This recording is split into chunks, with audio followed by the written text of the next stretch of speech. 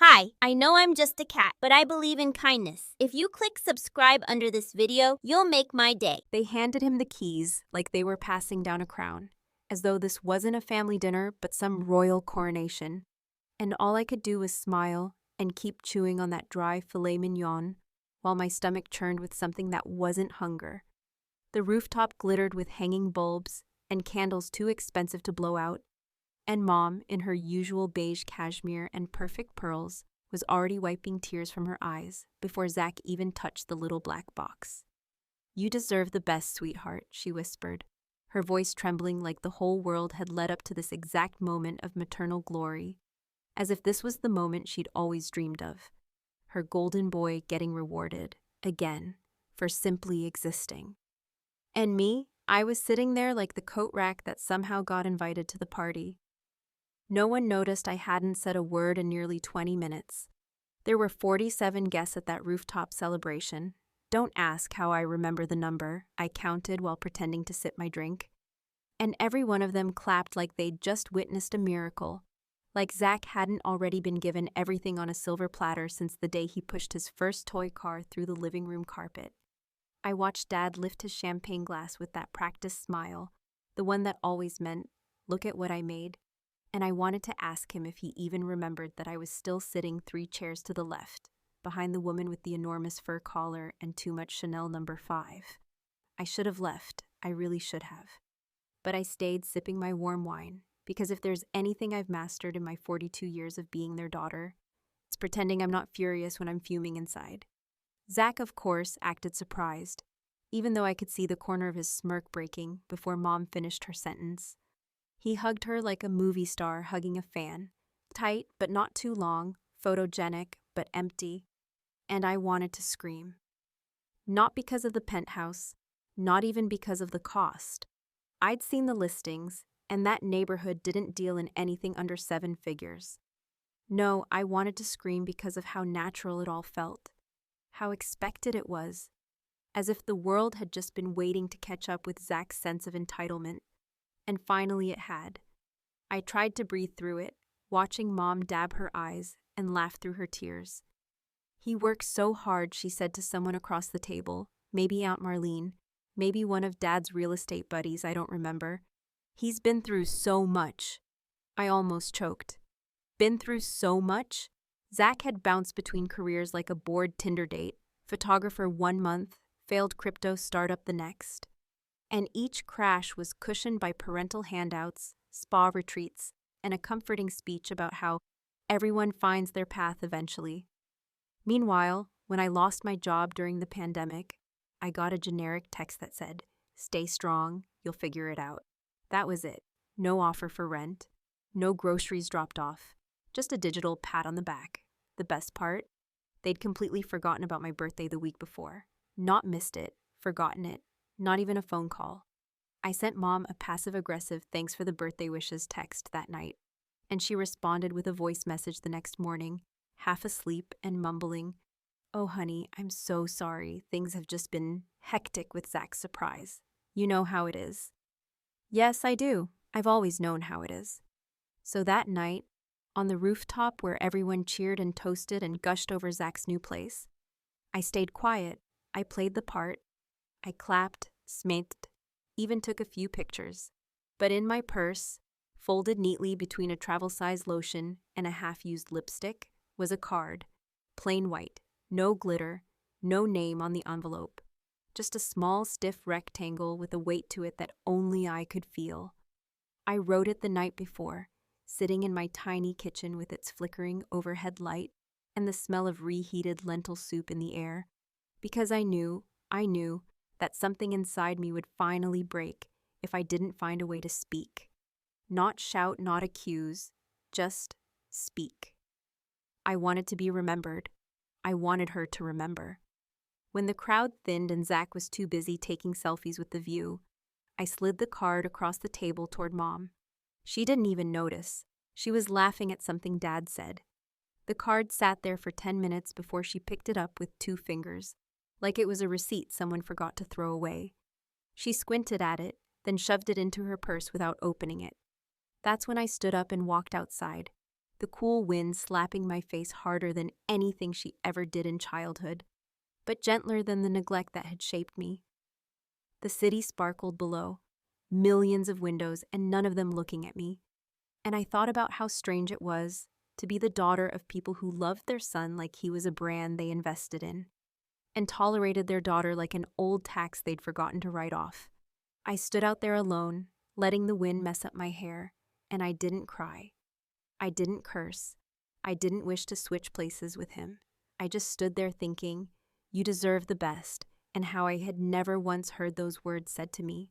Not at my wedding, not when I got promoted, not when I helped Dad through his surgery, while Zach was on some beach in Tulum figuring himself out. And when I finally walked back in, no one noticed. Not Mom, not Dad, not Zach.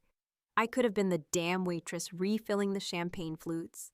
But I smiled because I knew something they didn't. That little white card had already done its work. And when she opened it, when she really read it, there wouldn't be any champagne left in the world strong enough to wash that taste out of her mouth. Not all revenge comes with fire. Some comes with ink. It's funny how memory works, how the smallest detail can unravel a lifetime of tightly packed boxes you thought you'd locked and buried so deep they'd never rise again. And that night, after the rooftop, after the penthouse, after watching Zach walk off with the adoration of two parents who couldn't see past his curated chaos, I sat in my apartment with the lights off, shoes still on, wine glass untouched, and found myself opening a plastic storage bin I hadn't touched in years. The air that came out was stale, a little sour, like old paper and regrets left too long in the dark. But underneath the smell was something worse, something I couldn't name at first, until my fingers grazed the edge of a frayed notebook and my chest tightened the way it used to when I was 9 years old, and Mom told me to lower my voice whenever I got excited about something she wasn't interested in hearing. I pulled out the journal, the purple one with the faded cat stickers and the peeling edges, the one I got from Grandma Sue, who, unlike my parents, made me feel seen even when I had nothing important to say. Inside, the pages were stiff but intact, and the handwriting, slanted, stubborn, trying too hard to be neat, was unmistakably mine.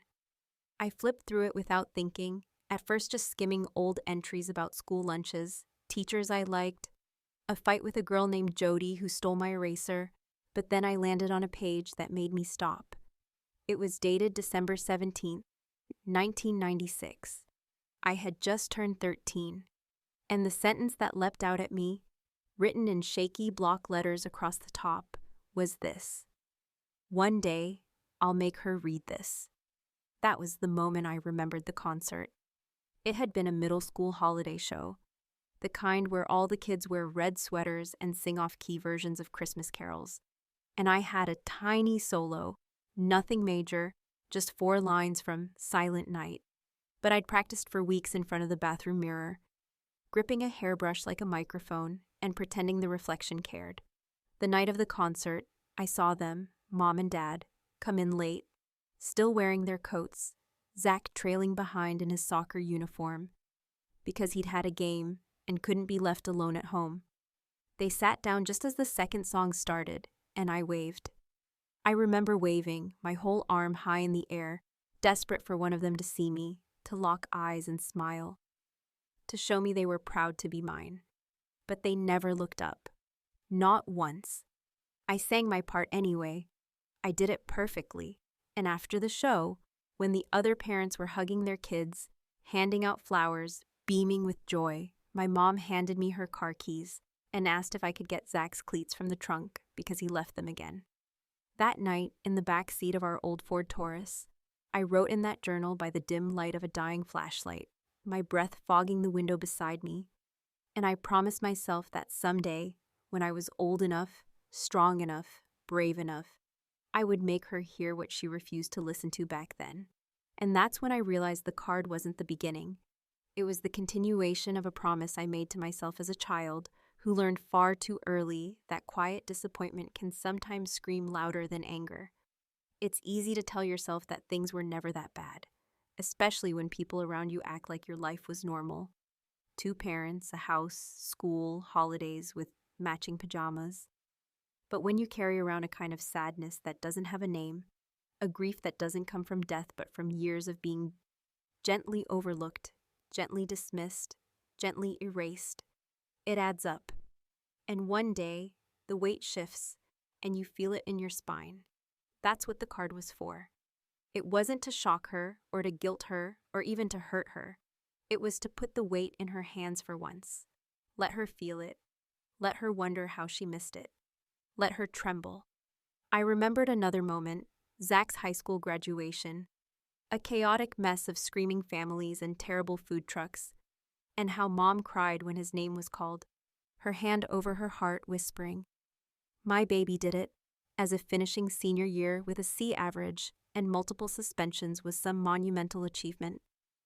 My graduation 2 years earlier had been quieter. No tears, no hand on heart, no video footage to replay. Just a dry handshake in the parking lot and the comment, "Well, that went by fast," before we got in the car and drove to dinner at a chain restaurant where Zach complained about the service the entire time. They never noticed how often I gave up things I wanted just to avoid their disappointment. I didn't apply to the college I loved because it was too far from home. I didn't take the job in Seattle because Zach had just gotten dumped and needed the family close. I didn't fight back when they told me I was being unfair for feeling left out of things they never even invited me to. And when I finally moved out, bought my own place, and stopped coming to every family event, they told everyone I was just going through a phase, like I was some rebellious teenager at 40. But the truth is I was just tired. Tired of begging to be seen by people who didn't even realize they'd stopped looking at me 20 years ago. So I sat in that dark apartment, journal in my lap, remembering every moment that card represented, every missed birthday, every shrugged off accomplishment, every time they told me I was stronger and more mature, which really just meant I didn't need as much from them, so they gave me less. And I thought about how Zach had never read a single page of a journal unless it mentioned him, never asked how I was doing unless it somehow affected him, never once admitted that he knew he was the favorite, but you could see it in the way he walked through the world like it owed him something. I didn't hate him. That's the worst part. I didn't even resent him. I resented them, the architects of this lopsided world, the ones who built him up while quietly asking me to be smaller so there'd be room for his mistakes. And when I finally put the journal away, turned on the lights, and washed my face, I felt something settle in me, not peace exactly, but something close. A kind of readiness, because when people decide that one of their children deserves everything, they forget that the other one sees all of it. And maybe, just maybe, she remembers more than they expect. And I was about to make sure of it. There is a kind of silence that doesn't feel peaceful or comforting or safe. It feels surgical, sharp, like a scalpel being held just above the skin, waiting to make the first cut. And that's exactly what surrounded me the morning after the party, when my phone rang at precisely 7:48 a.m., its vibration jerking me out of the kind of restless sleep that leaves your heart pounding and your jaw sore from grinding teeth against unspoken things. I didn't recognize the number at first, and for a moment I let it ring, staring at the ceiling, already knowing in the hollow of my gut that it wasn't going to be Zach. And it sure as hell wasn't going to be Dad, because neither of them ever called me unless they needed something. But the persistent buzzing felt too intentional to be random, too deliberate to be ignored. So I picked up, not with a greeting, but with a flat, tired, "yeah," because I already knew who it had to be. Her voice was shaking, not sobbing, not angry, just trembling, like something delicate was about to break, and she hadn't decided whether it was herself or me. "Heather," she said, her breath catching slightly on the second syllable. "I read the card. I don't understand why you would—" And she trailed off like the sentence was too heavy to finish. I didn't say anything at first. I let the silence do what it needed to do, let it fill the space with all the words I was done repeating. And after several seconds, when it became clear she wasn't going to finish her thought, I finally spoke, not with anger, not with heat, but with the kind of calm that only comes when the fire has already burned through everything and all that's left is the ash. I didn't write it for you to understand, I said quietly. I wrote it because I remembered. And there it was, the shift in her breathing, the faint gasp, the momentary silence that followed like an echo down an empty hallway. Because she knew, in some deep, buried part of her that had long been paved over with years of denial and justifications and fragile maternal pride, she knew there was something real behind that card, something undeniable, something old and sharp and still bleeding. And for the first time in her life, she couldn't cover it up with a gift or a distraction or another excuse about Zach being more sensitive or needing more support. She had no idea what was coming because unlike every other time I bit my tongue or smiled through the ache or made myself smaller so they could keep pretending everything was fine, this time I had put it down in ink. This time I had handed her a mirror. I could imagine her sitting at the kitchen table in that over-decorated house she refused to redecorate since 2005, her coffee going cold, the little card resting on the placemat beside her favorite ceramic mug. And I knew she hadn't just read the words. I knew they had entered her bloodstream, one line at a time, digging into places she thought were safe from consequence. And what did it say? What could possibly be written in a plain white card that would rattle a woman who spent her entire life brushing off conflict like lint from a cashmere sweater? It said this: "You always said Zach needed more help, that he was fragile, that he was different, that he just needed a little more time, a little more care, a little more grace. And so you gave it to him. You gave him the best of everything, your attention, your energy, your concern, your resources, your forgiveness. And every time I asked for something, even something small, I was told to be patient, to be grateful, to be strong. You said I was the responsible one. You said I didn't need as much, and I believed you for a while. I believed that being good meant being quiet, that being strong meant being invisible, that love had to be earned, and that I hadn't done enough. But I see now that what I was, more than anything, was easy to ignore, and you did, over and over again. You forgot my birthday last week, not because you're old or tired or busy, but because you didn't think it mattered, and it didn't to you, but it did to me, just like it mattered when I sang at the holiday concert and you didn't look up, just like it mattered when I got that job offer in Seattle and you told me Zach might not survive another breakup if I moved too far away, just like it mattered every time I achieved something without fanfare because no one was watching. You gave him a penthouse. I gave you a card. But the truth is, I've been giving you cards my whole life. You just never opened them. That was it. That was all I wrote. No shouting, no guilt trip, just facts, laid bare like bones on a table. And when she asked, "Why would you bring all this up now?" I almost laughed. Because the question wasn't about timing, it was about inconvenience. And there's nothing people hate more than being reminded of their neglect at a moment when they think everything is perfect. I didn't answer her question. Instead, I told her, "You don't have to call. You don't even have to respond. I just needed to know you read it, that's all." And I hung up. Not because I was angry, but because I was done managing her emotions.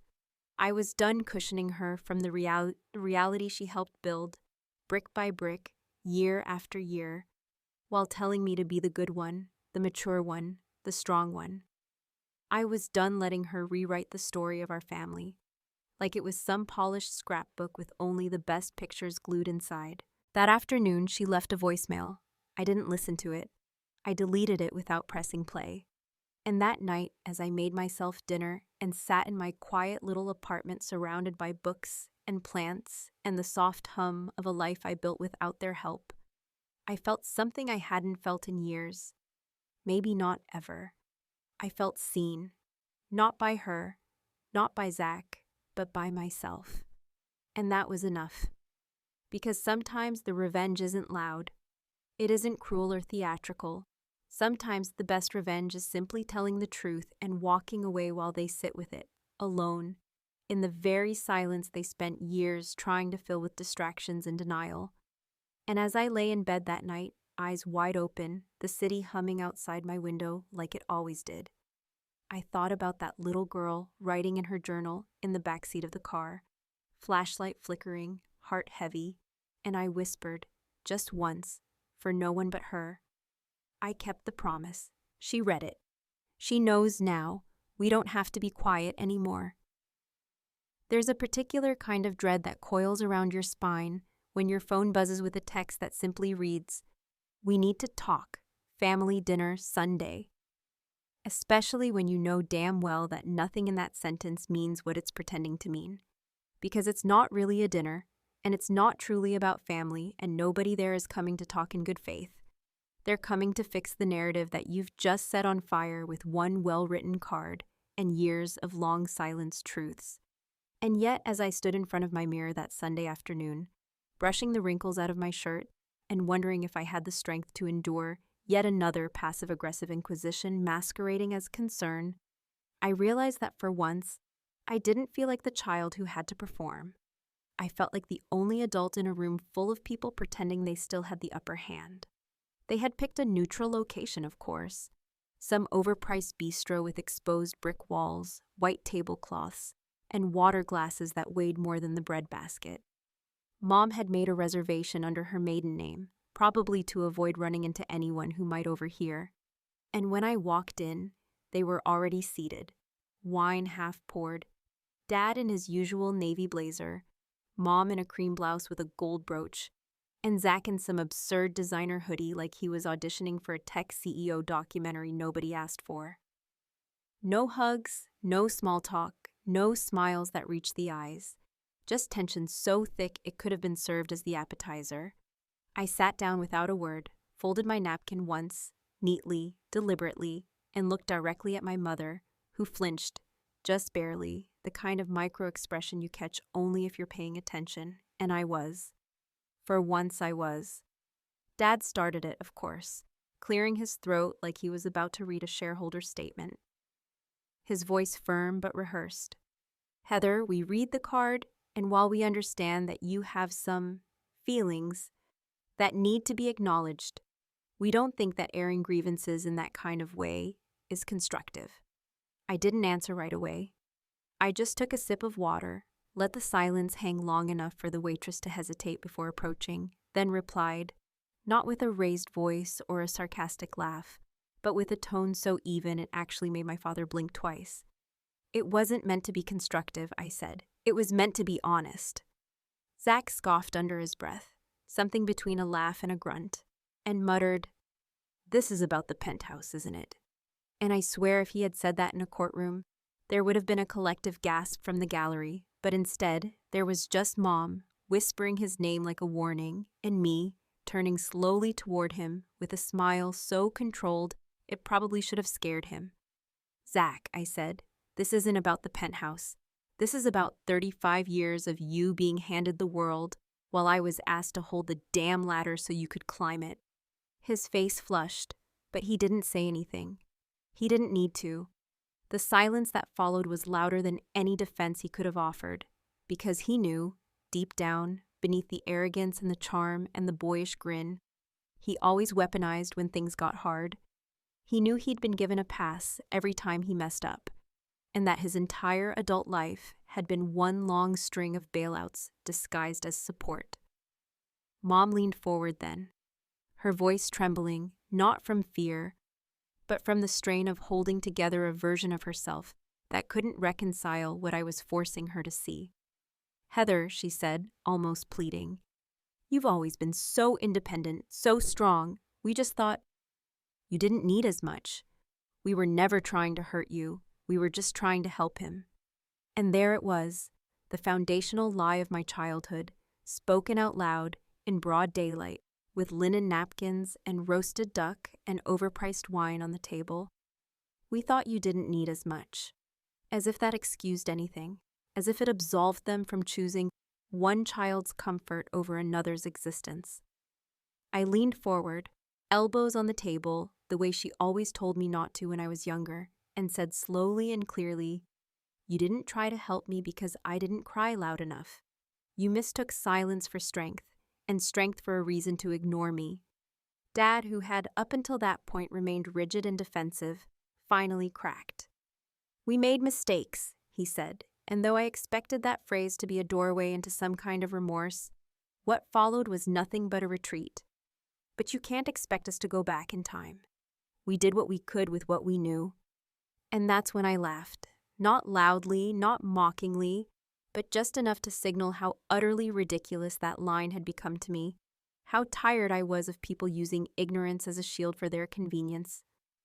You didn't do what you could, I said. You did what was easiest. Zach made noise, so you answered. I stayed quiet, so you left me behind. I could see it then, the way my words began to land. Not as sharp barbs meant to wound, but as truths too heavy to dodge. Mom's eyes dropped to her lap. Zach crossed his arms like a teenager caught cheating on a test. Dad stared at the candle in the center of the table like he wished he could blow it out and make the whole conversation disappear. And then, without raising my voice, without blinking, I pulled out the envelope they had left on my doorstep earlier that week. The one with the check. The one with the handwritten note that said, "This should help." And I placed it on the table, unopened. I didn't push it toward them, I just left it there. Then I reached into my bag, pulled out the torn pieces of the check I had already photographed and shredded, and laid them beside the envelope. "This isn't about money, Thad," I said. "This is about memory. You gave him things. You gave me scars. I just made sure you'd remember where they came from." No one spoke after that. The waitress returned, smiled awkwardly, and asked if we were ready to order. I stood up. "Actually, I said, reaching for my bag. "I'm good. I already got what I came for." And as I walked out into the humid evening air, the door clicking softly shut behind me, I didn't feel victorious or vindicated or even proud. I felt tired, but clean. Like I had finally rinsed off decades of old dust and quiet desperation. Because sometimes closure isn't found in apologies or reconciliations. Sometimes it's just found in saying what needed to be said to the people who needed to hear it and leaving them to sit with the echo. There are moments in life, not dramatic, not loud, not framed by storm clouds or slammed doors, but moments quiet as snowfall that nevertheless leave behind a permanent mark. A shift in the shape of how you see the world and your place in it. And for me, that moment arrived 2 nights after the dinner that should have been a conversation, but instead became a reckoning. Not with them, not with the family I had spent a lifetime trying to belong to, but with myself and the stories I'd allowed them to write in the margins of my life. The night was ordinary in every way. Laundry folded on the couch, a documentary half-watched on mute, the faint scent of lemon cleaner in the air. But when my phone buzzed on the kitchen counter, I knew before I even picked it up that the final note had arrived. The one they had been rehearsing since I left the restaurant without dessert. The one they probably thought would offer some neat resolution, as if a string of carefully chosen words could clean up a mess 35 years in the making. It was a message from my mother. Just a few lines, no punctuation, no emojis, no decorative exclamation points to soften the edges. Just raw, rushed text, as if the phone had been heavy in her hands and her fingers didn't quite know what to do with the words they were typing. She wrote, "I read the card again. I didn't know. It hurt that much. I'm sorry, I really am. I hope we can talk sometime." And then, like a stone tied to the bottom of a balloon, came the one sentence that twisted something deep in my stomach. Not because it was cruel, but because it was exactly what I'd been afraid she might say. "I don't remember it like you do." That line, that one sentence popped and slippery like wet silk, struck with more force than if she had denied the contents of the card altogether, because it confirmed what I had always suspected but never wanted to believe, that her memory had been built not from what happened, but from what she needed to believe in order to keep living with herself. It wasn't just forgetfulness, it wasn't time. It was selective compassion, curated guilt, the kind of carefully layered amnesia that allows people to look in the mirror without flinching. She didn't remember it like I did because she never had to carry it. She didn't remember it because the weight had never been in her hands. I put the phone down. I didn't answer. I didn't need to. There comes a point where responding begins to feel like applying a bandage to a wound that was already infected years ago, when what's needed isn't communication, but distance. The kind of distance that isn't cruel or cold, but necessary. The kind that lets you breathe your own air without holding your breath for someone else's approval. Later that night, I sat by the window in my apartment, the one that overlooks the small alley behind the building where kids sometimes draw chalk murals in summer, where the wind always seems to carry the scent of rain even when the sky is clear. And I found myself thinking about all the versions of me that had waited. For a birthday call, for an apology, for someone to say, "I see you, Patsa," without being prompted. And I realized that none of them were waiting anymore. Not because they'd given up, but because I had finally arrived. I had stepped into the life they'd all been building toward, one small, invisible act of resistance at a time. I didn't respond to my mother's message, not that night, not the next day, not even when she followed up a week later with a voicemail in a voice so gentle it almost made me want to go back, to soften, to forgive. But I didn't. Because forgiveness for me doesn't mean pretending it didn't happen or allowing the same erasures to go on with more polite language. It means letting go of the expectation that the people who hurt you will ever be able to name what they did. Zach, for his part, didn't reach out at all. And maybe that was the most honest thing he ever did. Maybe even he knew there were no more jokes, no more shrugs, no more sideways comments that could diffuse the tension between us. Maybe he finally understood that some walls, once cracked, do not get patched. They crumble. There was a kind of unexpected peace in the days that followed. Not joy, not triumph, but peace. The kind you find when you stop scratching at an old wound and let it scar. The kind that arrives not when you're vindicated, but when you no longer care if they ever understand. Still, sometimes I would think about the card, and about how much weight it had carried in such a small envelope, and about the fact that the most powerful words I'd ever spoken were written, not spoken, because speaking had never been safe in that house. Not when it was about me. And I would wonder if she still had it, if she kept it in a drawer somewhere, or if she had thrown it away the next day, unable to bear the evidence of a history she didn't want to remember. But then I'd remind myself that it didn't matter, because I remembered. I remembered it all. And that was the difference. I once believed that my family's love was a thing I had to earn through silence, through patience, through not being too much. I now understand that love which must be earned by disappearing is not love. It is dependency in disguise.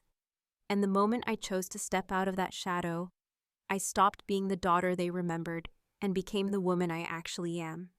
Some people will tell you that healing comes from reconciliation, but for some of us, it comes from refusing to be rewritten, from refusing to hand over the pen, from keeping your version, your memory, your truth alive, even when others try to smother it with theirs. So I never replied to that message. I left it where it belonged, unanswered, unedited, unresolved. And I went to sleep with the lights off, no fear of what would wake me, no dread of what I hadn't said, no weight in my chest that didn't belong to me. Not every silence is weakness. Sometimes it's the clearest thing you'll ever say.